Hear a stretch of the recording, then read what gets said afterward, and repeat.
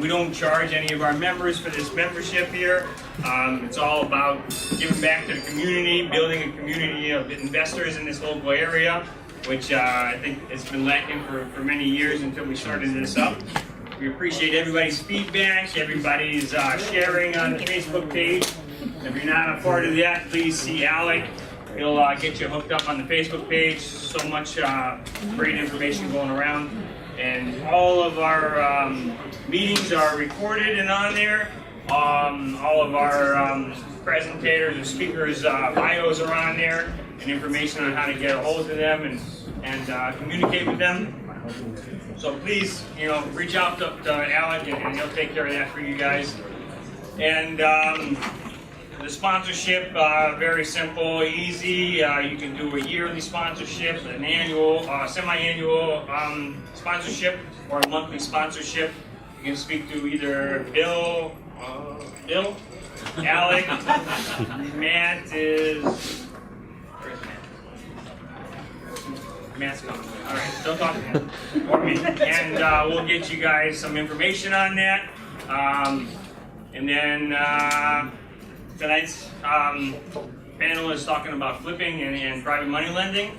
So we're going to, have it a couple questions that Bill will facilitate, and then we really want you guys to get involved as well. So feel free to ask questions, raise your hands, get involved. The best feedback and the best information that you guys can get is the questions that you guys ask yourselves. So feel free to get engaged here. We'll do some more networking afterwards, but otherwise we're going to get into the meeting. And first we're going to start with our legal corner, Stanley Comack. Please give him a round of applause.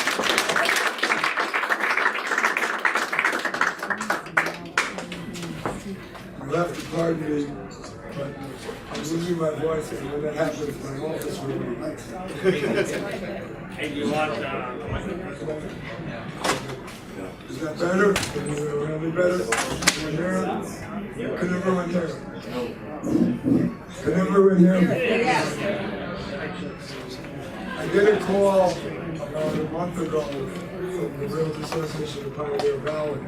They have a committee that does seminars called seminars called The Realtor and Only Known.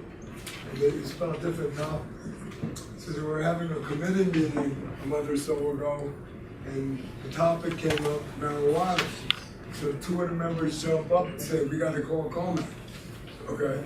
So they called me, and what I've done, and I've handed out some flyers, tomorrow I put together a panel at the Realtor Association office here in Springfield. Richard Evans, in my opinion, he's an attorney from Northampton. He's been advocating and dealing with marijuana for over 30 years. And I think it would be a good idea, maybe we'll get him to come speak here one day. I've had him speak, but he was in charge of the campaign to get it legalized. Him, I have Jamie Williamson is the chairwoman of the MCAD. There was a case last week that was argued in front of the Supreme Judicial Court about workplace. What happened is, someone got hired, but she had a medical marijuana card, and she had a chronic disease, illness, and she was smoking outside of the office. But as part of her employment, they made her take a drug test. And obviously she failed it, so they fired her the next day. So they sued, and now it's up at the Supreme Judicial Court to set guidelines what employers can and can't do under these circumstances. So we're getting into a lot of unknown and uncharted territory with this marijuana. But as we know it now and what you're going to want to do, there is no reason why you can still have a no smoking policy at and around your premises, even with this, okay? They're not a protected class, and one of the reasons you can do it is smoking is not the only way you can deal with this marijuana and the legalization, okay? Whether it's the cookies and other things, there's other ways of getting them to doing it. So that's why at this point, and part of the statute says you're not prohibited from continuing to have no smoking policy in, around, outside, inside your premises, okay? But again, this is all gonna be unfolding. Remember also, we don't know, remember, it's against federal law, marijuana is still a no-no, okay? And last week there were rumblings at the presidency about, right now they're not enforcing it. But there was some rumblings that they made. I mean, it would be a nightmare, but there's rumblings. Okay. So right now, even though there's a law federal, they're not enforcing it. Okay. So I've handed out some flyers if you guys want to attend. It's from 10 to 12 tomorrow morning, and also about one of the other groups that we all deal with in West Springfield. I have Norm Michaels, he's an electrician, but he's done how you can make repairs yourself and little tidbits about building maintenance. If anyone has any question on the marijuana issues, you can feel free to call or email me at 785-1851. I'd be glad to follow up and answer any questions you have. Because it's, like I say, 11 charter of the territory, and if you want any more information, the statute, either the medical marijuana cards or legalization, I'd be more than happy to get it. Again, I appreciate the founding fathers for getting me involved in this for several years now. I appreciate being here. I appreciate you coming tonight, and thank you for your time.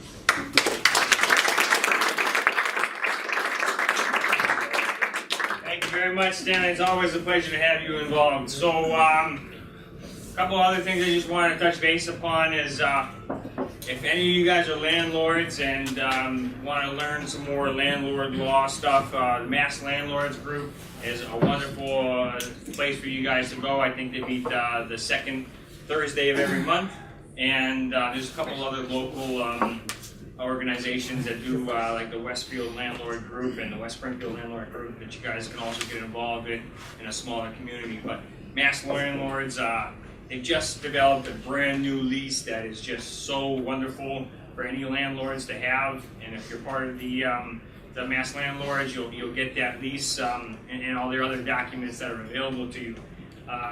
They've really dumbed it down to where, you know, there was so much mumbo jumbo, backwards talking in the leases that it's now just plain and simple. Tenants can't argue it, judges can't argue it, lawyers can't argue it. It's just simple, explanatory stuff, and the new leases are really amazing. We've already started implementing them in every one of our leases and our companies, so that's a great place. We also want to acknowledge H&R Homes. They are a cabinet distribution company. They do high-end remodels for bathrooms and kitchens, but they also have a contractor line of cabinets available for any of us rehabbers. So definitely H&R Homes, good place to go and take a look at your rehab projects. Now I'm going to leave it over to Bill Wamendorf, and he's going to run the panel for the night. Give him a hand.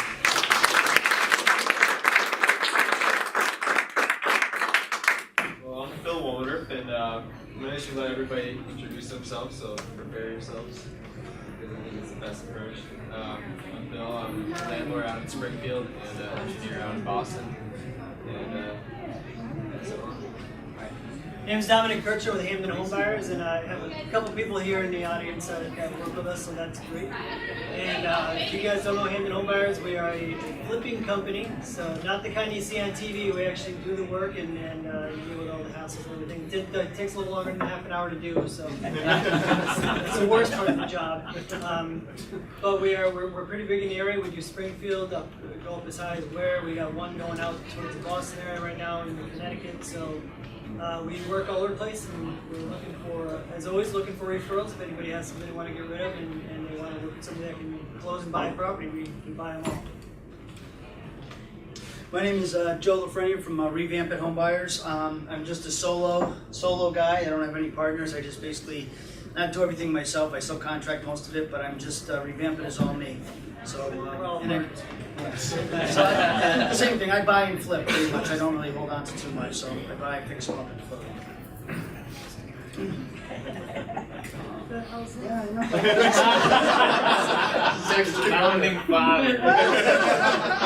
know. I'm Scott Leonard. The name of my company is Private Lending LLC. I've been a private lender for 26 years. and I am a direct lender, which means that if you were to call me, I'm the guy with the money, I go out, make the decisions on the loan, on the property. There is no broker, no middleman. I started out lending in Seattle, did lending out there for about 15 years, moved back to Connecticut.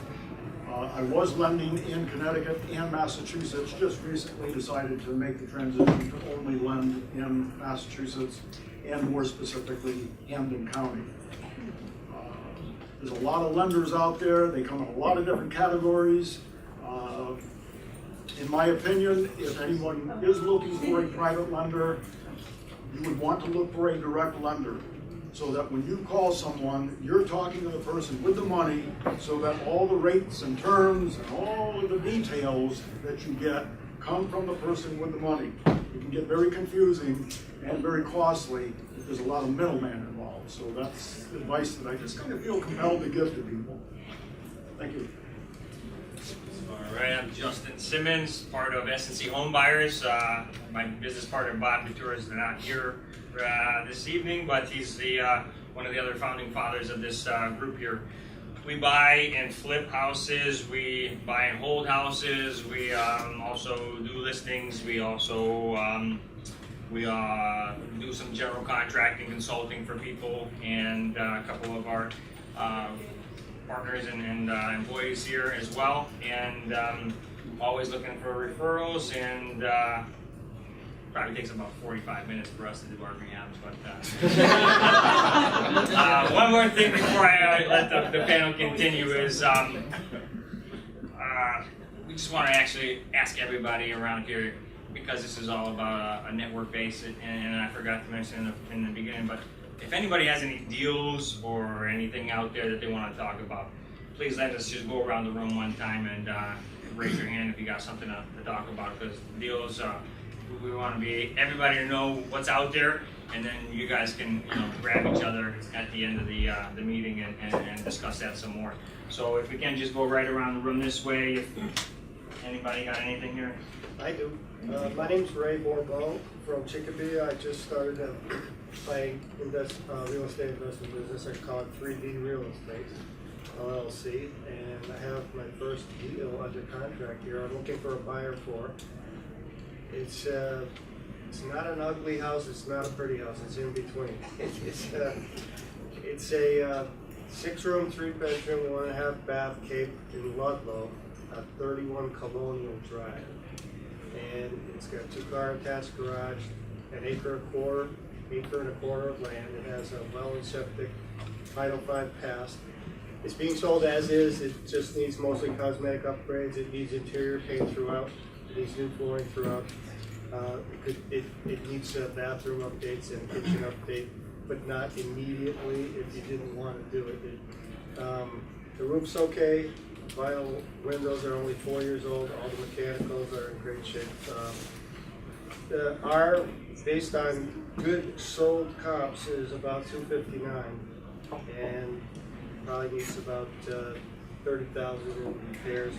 I'm asking $189. If anybody's interested.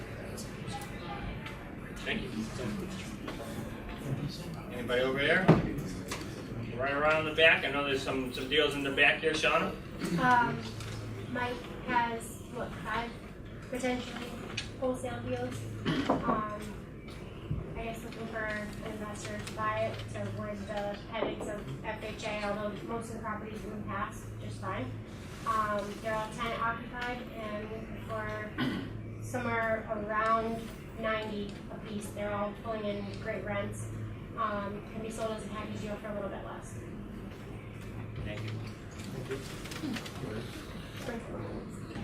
Yeah, that was my question. All Springfield. Single and multi, mixed. Anybody else got a deal or opportunity? There we go. Well, not an opportunity. I just happened to show up here. A friend of mine, Michael, invited me into this. That's Michael. I'm doing work for him. I'm a HERS rater. I do home energy ratings. Some of you people might need a HERS rater to certify your houses. I just happen to be here, and I work for Noonan Energy. There we go. And that's it. And I got cards if anybody needs them. Thank you. All right, ready to get back into the panel? Oh, we got one more right back there. Nicole Vandis, if any of you know her, asked me just to mention that she has a deal online, and it's through the Mass RIA. It's a commercial building, it's very large, and she's looking for people to check out the deal and see what she has on there. Thank you. One more. I do this for a friend. It's 2-family in Ware. So they're gonna get $30,000 for it. I think it's in like downtown by the post office. It's about 60. I'm not sure ARV. So if you're interested, let me know. Great, thank you. All right, anybody can speak to those people after the meeting. Thank you very much. Apologize for the delay on that portion. Bill, take it away. Yeah, so I'm Bill again, and it's supposed to be an interactive forum. So if anybody has any questions, feel free to make it known and get my attention somehow. We'll start off with some primer questions, such as the elephant in the room. Why do you guys flip as opposed to buy and hold? We'll start with Tom. We flip in Massachusetts just because we don't want to deal with mainly the headaches of being a landlord.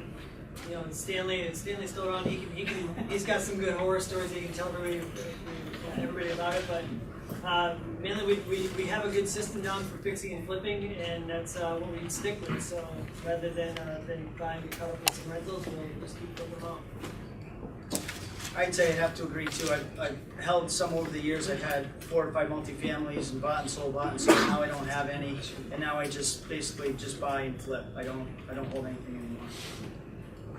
Scott, you can say why you invest in flipping as opposed to investing in buy and holds.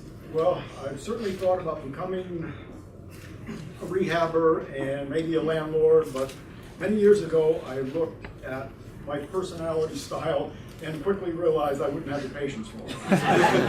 That was basically it. I looked at a lot of different arenas for real estate investing. I knew that there was potential there 26 years ago, and just decided to gravitate into the private lending arena. All right. We flip as that's our core business. So we definitely mainly love to flip houses and don't ever give offers otherwise. But when the rentals do fall on our laps, and now we've been getting into apartment buildings because there's ebb and flows, right? To the real estate market. Sometimes flipping is great, and sometimes it isn't. But everybody needs a place to live. So we want to be involved in the rentals. In beginning this quest towards apartment building rentals, we've met a lot of old flippers along the way. And pardon my French, but the common phrase is, what the hell took you so long?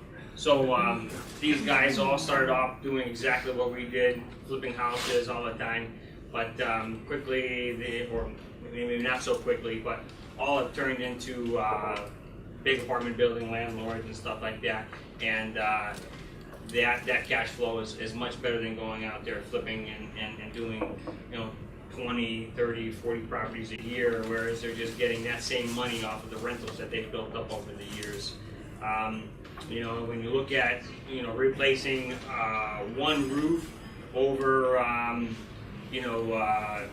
20 units, as opposed to replacing one roof over one unit that you can sell, obviously you can see that your money goes a lot farther with the 20 units or so. So we're still going to keep to our core business of flipping houses, but rentals I think is the next step in developing long-term rental income, and so that's what we've definitely pushed into this year. And we have great property management over here with Amanda over here. She handles our property management, and we're looking to expand into maybe doing property management for other people as well. So we're both sides of the coin. We want to buy and hold, and we want to do flips every day of the week. Now, I think a lot of people getting started think, how do I first go about this flip? And I think financing is the first kind of like black hole, I guess, you could reach. So, I guess starting off, what was your method of financing, and what do you finance now? What's your method? And Scott, you can kind of talk about your method. So we'll start actually over with Dom.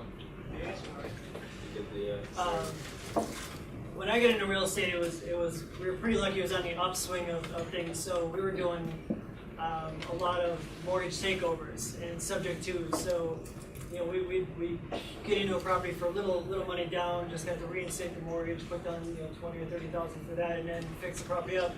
And the great thing was that it would take 5 months or 4 or 5 months to flip a property. During that time out in the Boston area where Matt and I are both from, markets were appreciating 2% over that time. 2% on a $300,000 house really adds up to 5%. So that really helped out a lot with the appreciation. But a lot of takeovers is what we did mostly. And as for private lending that we worked with, it was groups like this. The first investor that we ever worked with came from an investment group here, not here, but out there. And it just fostered it to always keeping your investor first in your mind. Make sure that they're taken care of before your car payment, before anything else, because your car payment can't be made if you don't keep that relationship there. When I started off with conventional banking, like the 203K loans back in the day when you could, I guess you can still do them, I don't do them anymore, but that's kind of how I started with the 203K loans. I partnered with one person early on, and then I just kind of fell into the private lending arena. Acquaintances of mine, one was a business associate. I was buying a lot of material from him, and one day he just said, hey, I'd be interested in investing with you. And that's been 10 years, so he and I have had that relationship. Never would have thought of even asking him. And another one is a personal friend of mine who has money available. If I have any houses, I can just basically give him a call and get the money in short order. So, but that's developed over 15 years, so it takes a long time to develop that. But you'd be surprised if you just ask around the room, you ask your neighbor, you ask your uncle. There's money out there to be had, but you just have to ask for it. So, my loans are designed specifically for rehabbers, and I have done a lot of different lending over the 26 years. What I do with my loans is I lend 80% of the purchase price. So the borrower has to come up with 20% down payment of acquisition price. If the borrower also wants to borrow the rehab funds, I will lend 100% of the rehab funds. At the closing, the attorney cuts me a check. I then go open an isolated escrow account at a bank. And just like a bank, I then go out and do rehab inspections. And after the rehab inspection, I'm referring to the scope of work and the draw schedule. The scope of work gets prepared and the draw schedule gets prepared before the loan closes. I go out to the property, the borrower gives me a call, I go out to do the inspection, and I simply look at the scope of work on what work was supposed to be done. Let's imagine that it says new roof and 27 windows. So I look at then the draw schedule. I see there's a new roof on there, and we've agreed that it's an $8,000 disbursement. So I can simply go down my list with check marks, add up that total, and then I make a disbursement for that work which has already been done. Now, to increase my safety, I require a lien waiver. So when the rehabber is getting that roof done, he then pays for that $8,000 roof, and he gets a lien waiver from that contractor. When I come out to do the rehab inspection and disbursement, I ask for the lien waiver. The reason I do that is I want to make sure that that $8,000, which I'm giving to the borrower, he's being reimbursed for what he's already paid for the roof. As a lender, I have to imagine the worst case scenario where that $8,000 that I just disbursed did not go to the roofer. That results in a mechanic's lien. So my procedures are all designed for several things. I always want to make sure that that deal is successful. That's my very first priority. I want my borrower to make money because I'm looking for repeat business from that borrower. So my business is designed to keep everything moving along so there aren't any problems. I build in a lot of different safeguards. I think I have some very reasonable rates. My interest rate is 9%. I charge 3 points. And that's for a 1-year term with no prepayment penalty. So if the borrower can manage to buy the property, rehab, and sell in 5 months, he or she only pays for 5 months of interest. important thing to remember if you're out there shopping around for a loan, make sure that there is no prepayment penalty. If you don't look for that clause, you could end up paying for 1 year of interest even though you knocked yourself out and got the rehab done in 5 months. A lot of things to look for. I don't require that the borrower borrows the rehab funds. I have borrowers who have deep enough pockets where they would prefer to pay for the rehab themselves.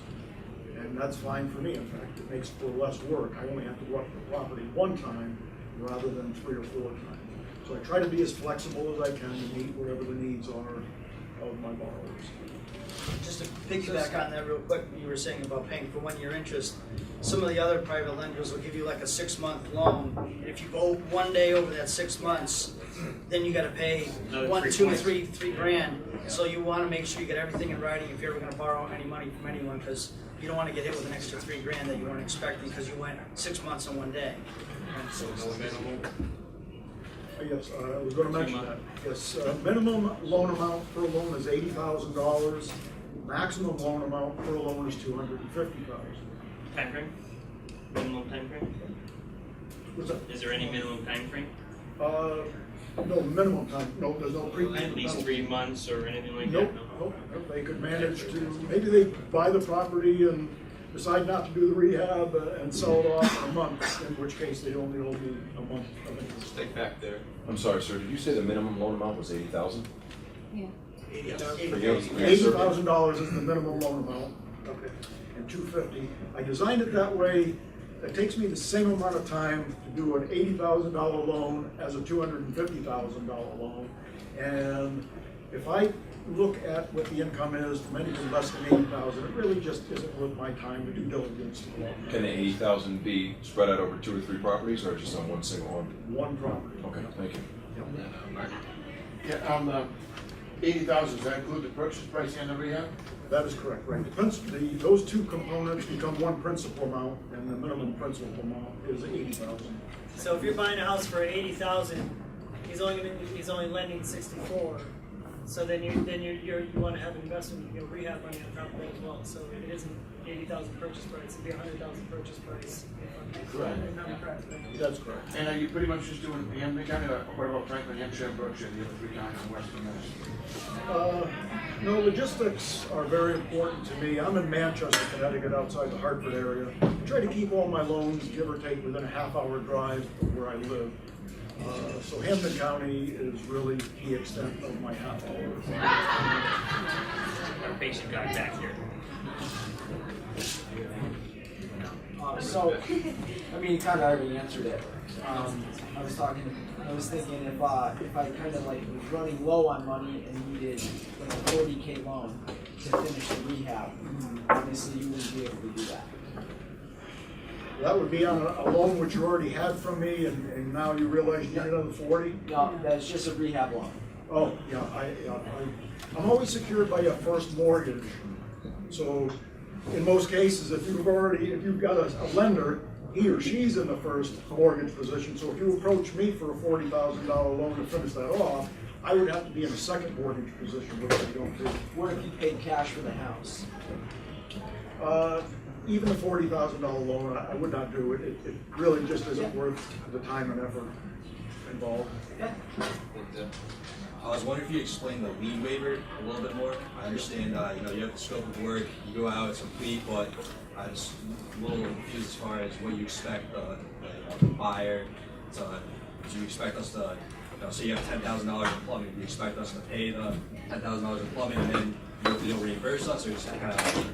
That is correct, right. I'm looking for any outside contractor who is not an employee, that they would be paid, then you give me a call, I come out and you would be reimbursed. I actually have the form for the lien waiver, so I designed this thing myself, so it's got all the nice clauses in there to protect all parties. I want my borrower to be protected as well, so that this contractor cannot come back and file a mechanics lien. That will tie up the sale of the property for a long time. So again, my protection as well as the borrower's. How fast do you do that? Reimburse. Reimbursed? Typically I get a phone call, and if I don't already have something planned, I can go out the next day, do the rehab inspection. I gather get that sold off and get me paid off before 1 year.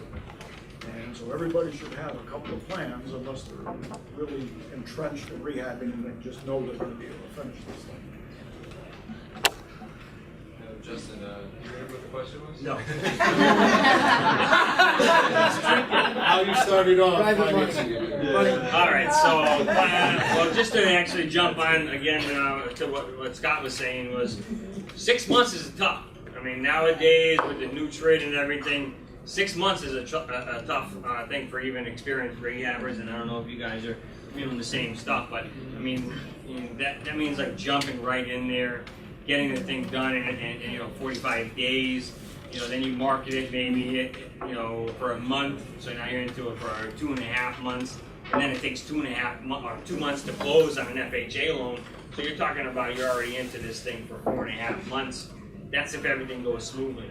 So you definitely, something like what he's giving you at a year is very, very good, because it could take at least 6 months, and then like you said, as soon as you hit that 6 months and you have to pay another 3 points or something like that, then that's a big nut to have to come up with. So that definitely has a lot of strength behind that. For me, to be honest with you, I started with no money down, just like a lot of you newbies probably learned about. I begged, cheated, borrowed, stole from everything that I could to get this to happen. I grew up idolizing people like Lois over here and Joe LaFreniere over here. Met them at the old RIA meetings back in 2010 that we used to have in a nursing home, and there was about maybe 10 people. It was very small, not a big community of investors in this area, which led us to start this group here.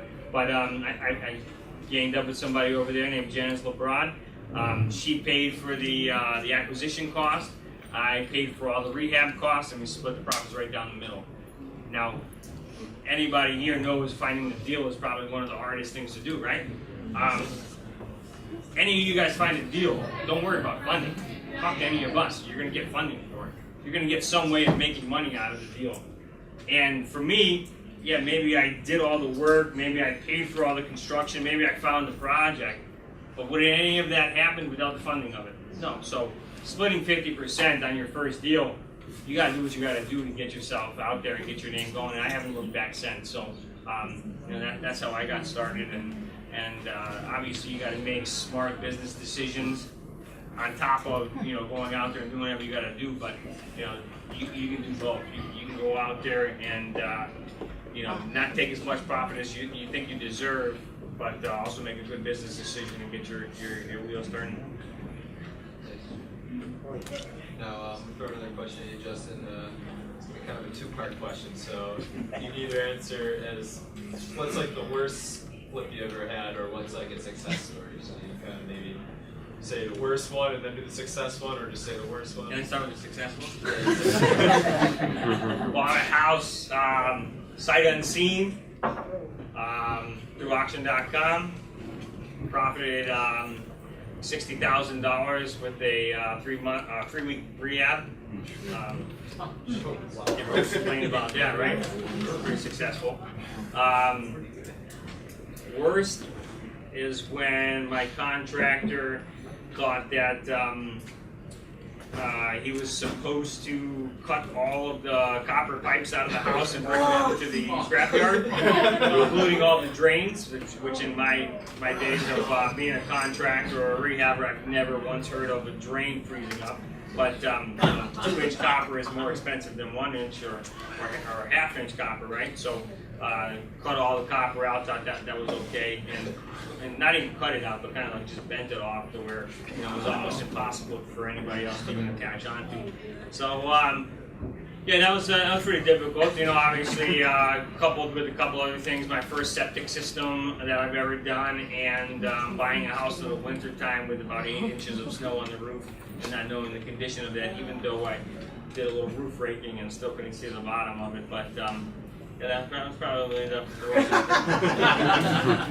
I still remember when we were at Dunkin' Donuts, I think you mentioned that, and I was like, wow. clarity is always key, I think, with your contractors, like to get spelled out. That was a couple of years ago. The F-bombs have calmed down. You probably heard a more explicit version. So, Dom, how about yours? The best and worst story. I was trying to think which ones would be good here. So the best story is not the most profitable story, but it was pretty fun before and after. We bought a house, and hey, right here. So we bought a house in East Long Meadow and on Allen Street, and the guy he just wanted out of it. He had a mortgage on it. We ended up working out a deal with him that we took the property over. Well, when we found out afterwards that there was a tree leaning on it. We knew the tree was leaning on it, but he had never put in for an insurance claim on it. And then apparently his furnace had a puffback. Does anybody know what a puffback is? It's where you an oil furnace, and then sometimes it just has little kicks of energy, I guess you call it, and that can cause some soot and some residue on the property. And most people don't know that is an insurable claim that has to be cleaned up. So he never put claims in on it. He bought the property, gave him money, and took his mortgage over. Immediately contacted an insurance adjuster, and he signed over his rights for any insurance claims. So we contacted an insurance adjuster. They came out and put in a claim, even though it's been like 5 years since the tree fell on the property and was just living there. But we got money for the insurance, and then we turned around and wholesaled the property as well. So we never touched it. The same picture that we used that when we bought it, it's the same picture we used to market it and sell it. And we sold the property and made some pretty good money on that. So that was a pretty fun one, because who can say they bought the same exact house with the same tree on it? And probably the worst one we did was a house in Westfield, a 2-family. We bought it. It was a fire damage house. There was quite a bit of damage to it. But what we didn't realize, was that the house was kind of put together. It was like 2 parts of the house put together. So there was some matching that didn't line up in the floors that we had to deal with after we started demoing out. But the biggest problem that we ran into was there was a wall that you could actually put your hand into, and you felt that it was still wet. We're like, oh, well, it was a fire damage. Of course it's going to be wet. It wasn't wet because of the fire damage that had happened months and months earlier. It's wet because the roof and the siding when they were done, and the gutters were all done incorrectly, that the water was pitched and flowing right down the inside of the inside corner of the property. And basically ate out all the wood from the first floor all the way down to the basement, and we didn't see that until a little too late when we started renovating it. The guys were demoing, they're like, yeah, there's no wall here. So that ended up being a big project, and went through a few different contractors that to tackle it. That was also another headache on it. So it was a pretty big shit show all around. That's about it. A lot more stuff. We'll say it for now. How about you, Jim? I don't know the best one. I don't have a $60,000 story, that's for sure. But I think it was a wholesale deal that I bought. I actually bought it through an attorney. It was a nursing home. The nursing home took it back and ended up offering them like 20% of what was still owed. Ended up getting it, and I literally wholesaled it a week later. And didn't even do anything to it. I just went into it once, looked at it, and so that was a real good one. We, like you say, just walk in, don't have to do anything. But that's really the way to go. By the way, I'll take 3 $20,000 wholesale deals over one $60,000 rehab. Yes, right. Absolutely. Worst one. I don't know about a worst one, but I just did one about 1.5 years ago where I went in. I didn't gut the whole house, but I put in all new electric. All new plumbing. I basically went through the whole house and never turned the water on because it was like going through the winter. So the house was pretty much all set, and about a month and a half before I was going to sell it, I get a call. I had somebody go down in the basement, do something. He goes, "You got 1.5 foot of water in the basement." I'm like, 1.5 foot of water? What the hell?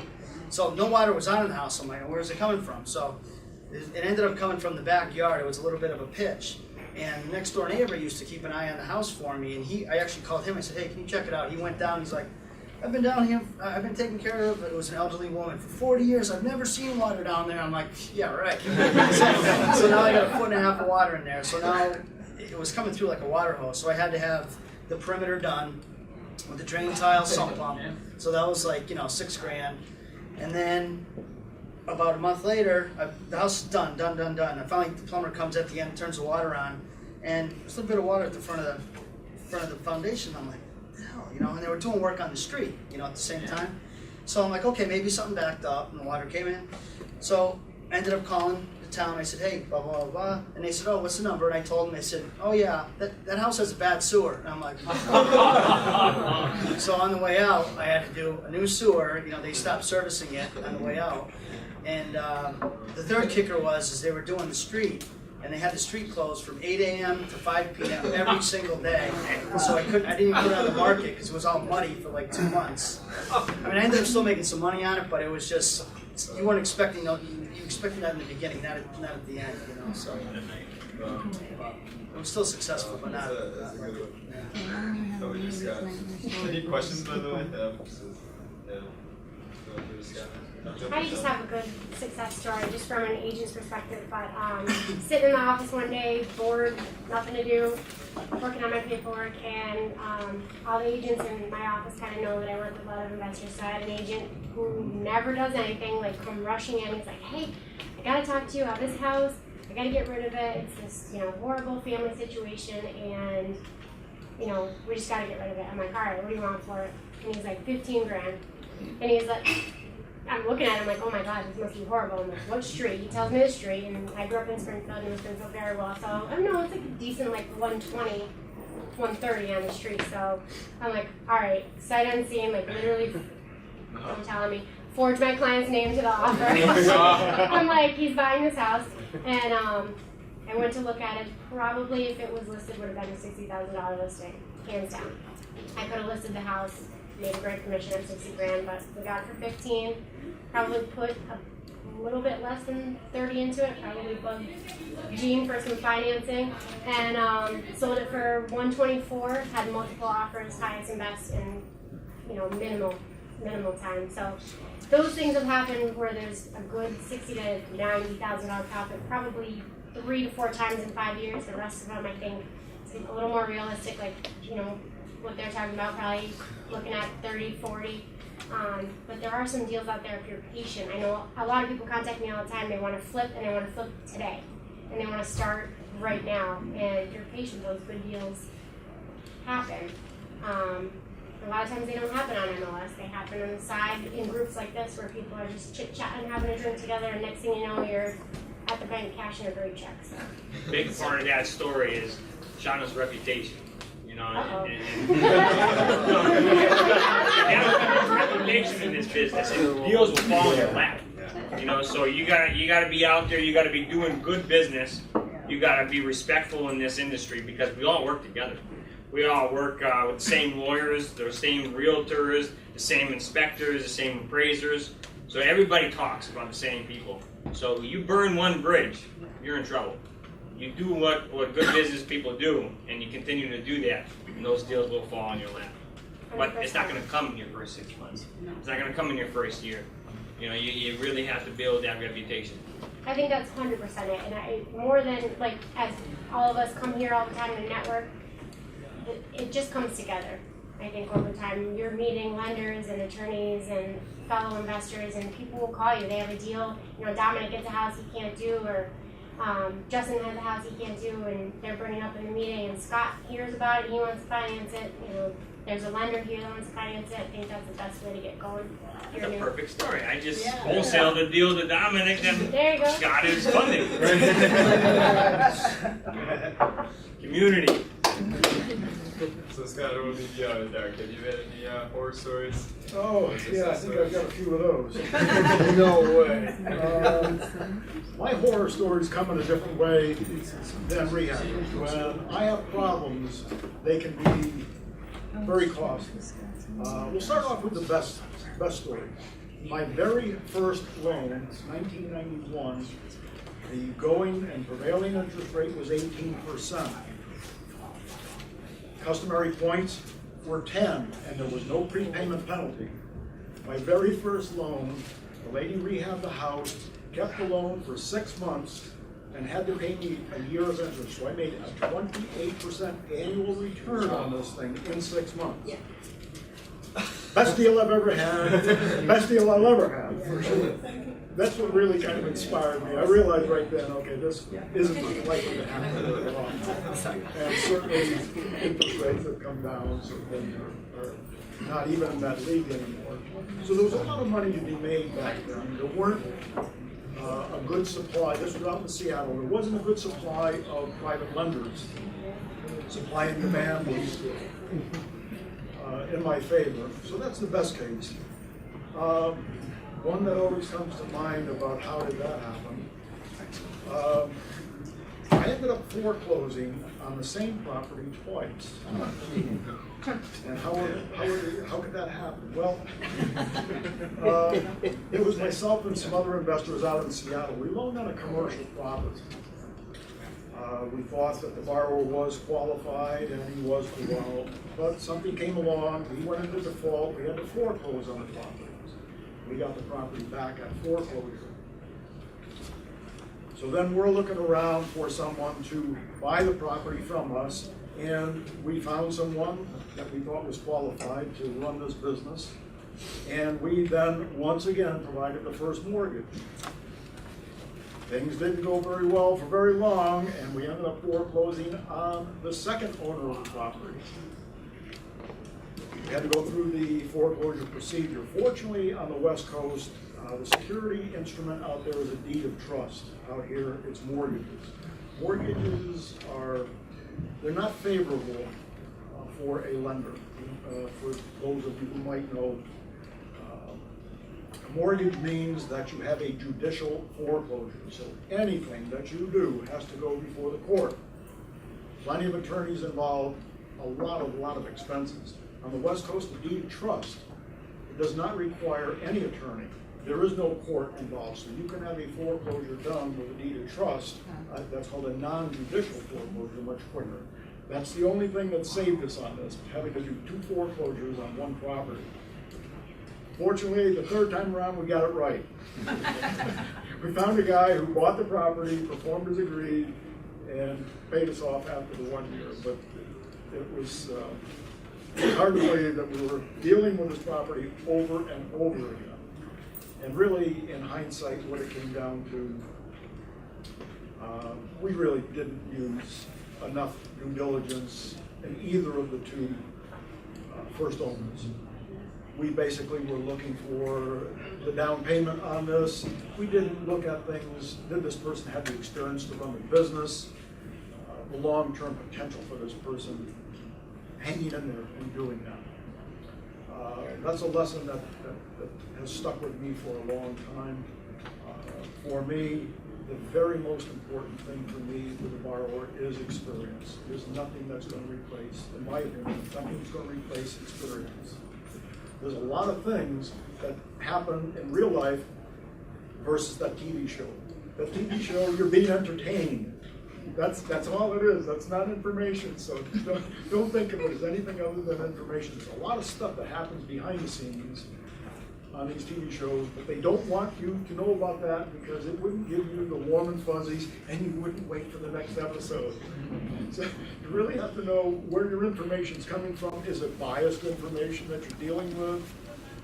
A lot of different things. So I learned a lot along the way. And I think at this point, my loan, my default rate is very, very low. And that's because I've got a lot of safeguards in place, and I'm working with experienced people that can do the job and do the job. I have a question, Scott. How are you pre-qualifying your investors? Are you going credit? Are you looking at their experience, their record in flips or investment properties? How are you kind of gauging these people that you're doing the loans for? Because your product is obviously awesome, so I don't know how you're, like, what are your qualifications for a buyer or investor? Right. Well, another lesson that I learned along the way was even if a person has money, there's a certain threshold with credit where even though they have the money, they'll do things that will be counterproductive. My minimum credit score for my borrowers is 620. I've done a lot of research on this, and banks have done the very same thing. and they have their threshold. They're looking for a high performance level. A bank is what's called, I'm an equity lender. I'm depending primarily on the property for repayment.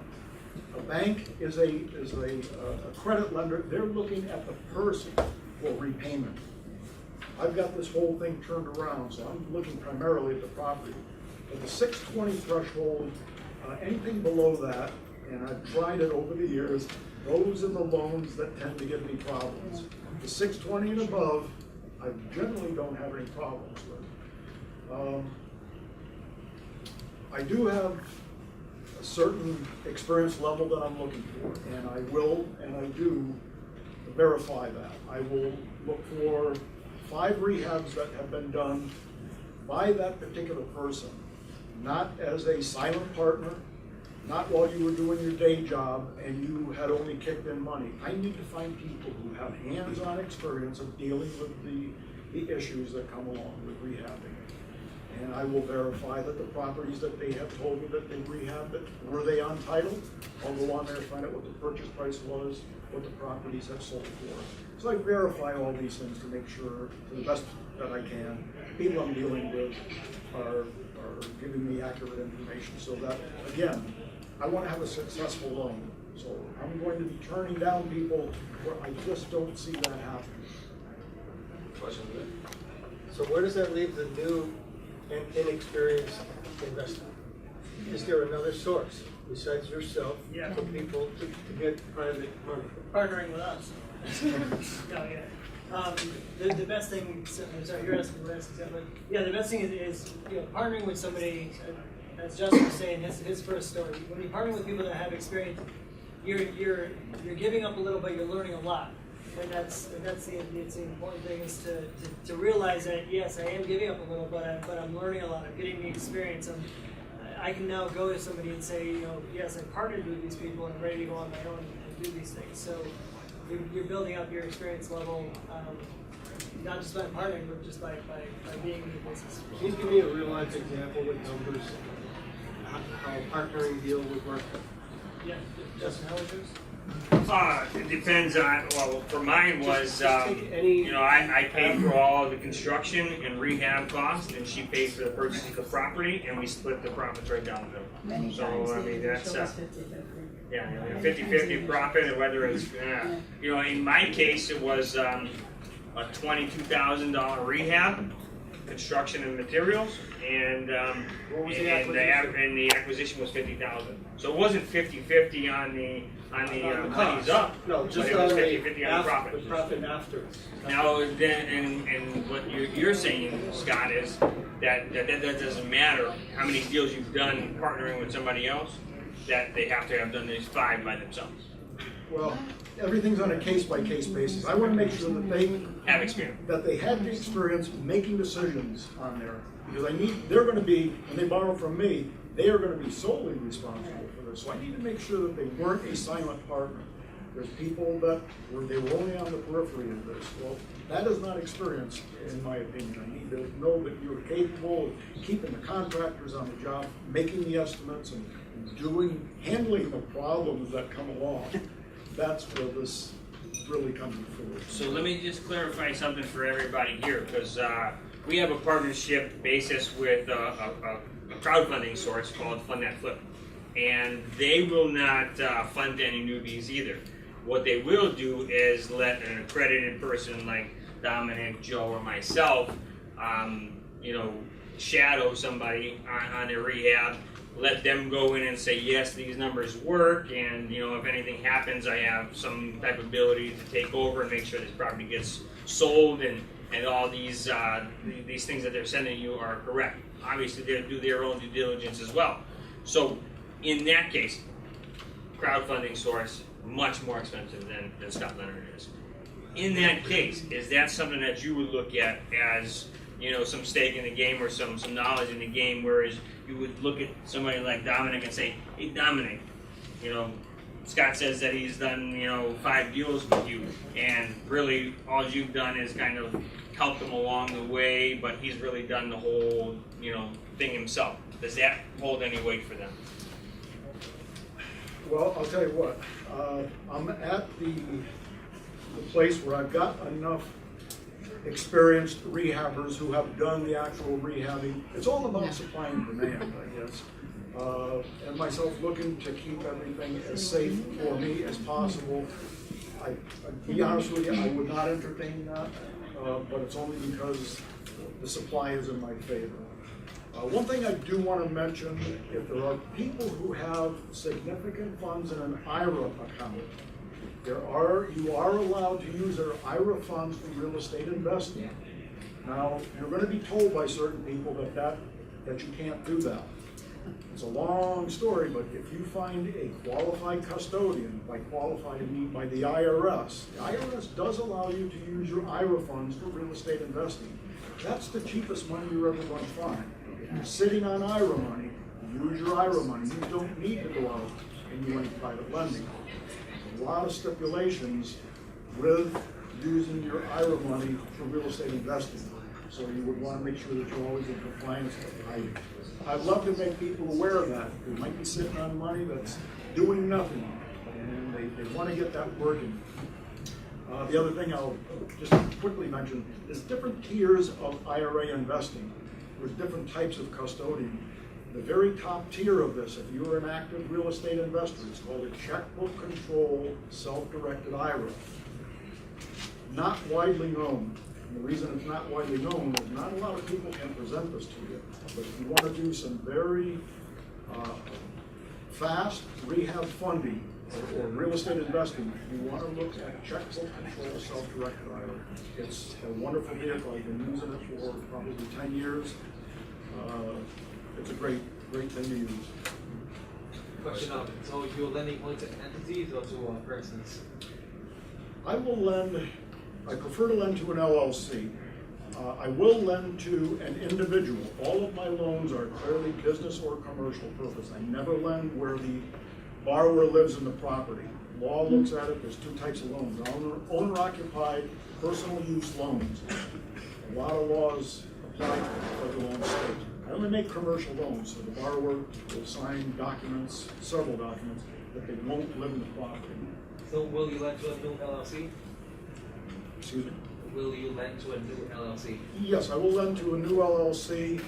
And one of the other stipulations of my loans, again, because I need and want to keep things safe, is I look for personal guarantors on all of my loans. If I lend to an LLC, then all members of the LLC sign as personal guarantors. If I do lend to an individual, that person signs, and if that person is married, the spouse also signs as personal guarantor. So this is a question for rehab as well as if you do find people with self-directed IRA or 401k funds, how do you structure the private lending? Because I know there's, if you sign up for Regulation D, pooling funds, how can that be structured?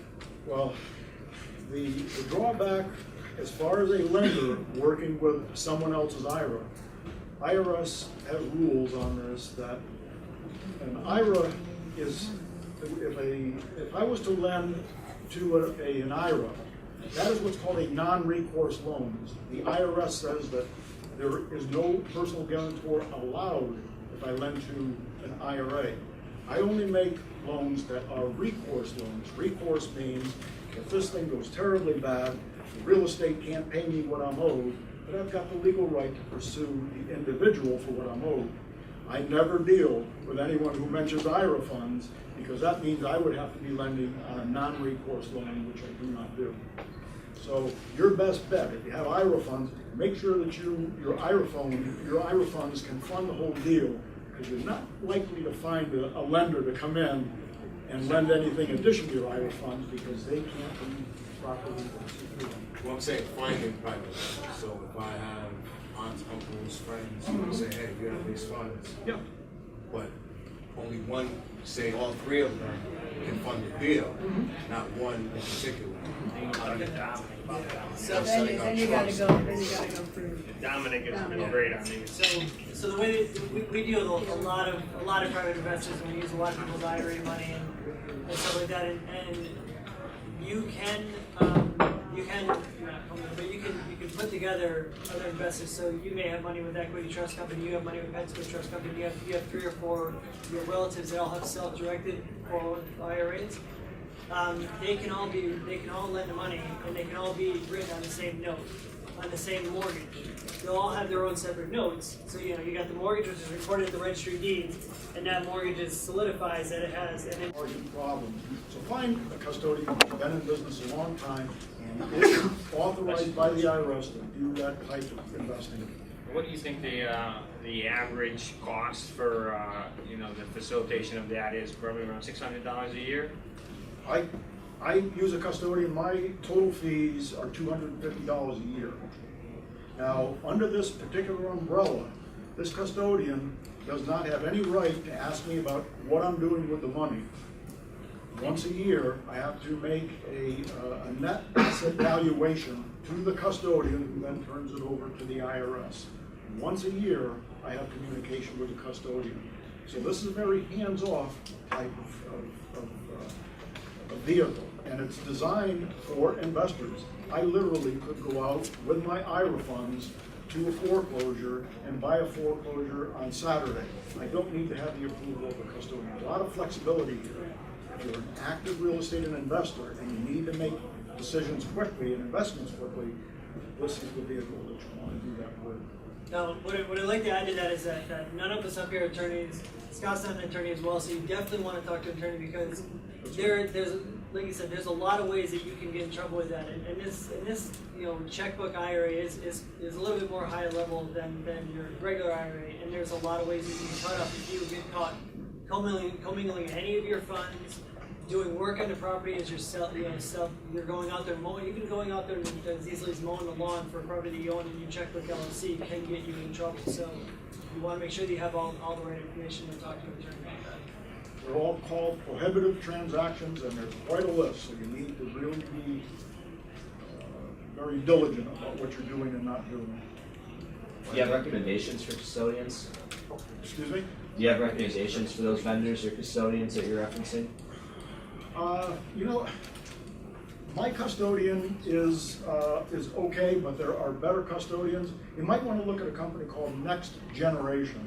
I believe that Next Generation is authorized by IRS for checkbook control. I looked into a lot of them. I've had mine for so long, and I'm stuck with this older custodian. If you do a Google search for authorized custodian for checkbook control, self-directed IRA, there's going to be, you'll pop up with some names. Then do your due diligence on that. And then do your due diligence. Go online and look at ratings. Find out if people are having problems with that custodian. How long they've been in business? And look closely at what the fees are. They've got a variety of ways of extracting fees from you, some which you wouldn't be able to think of. So you want to look at what their fee schedule is.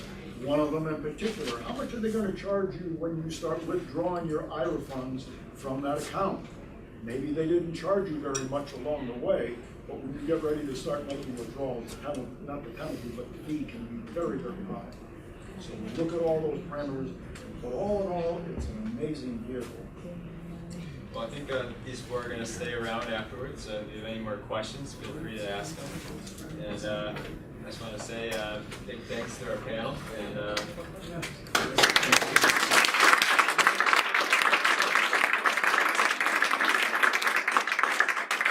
we'll open up the networking. So looking forward to talking to you.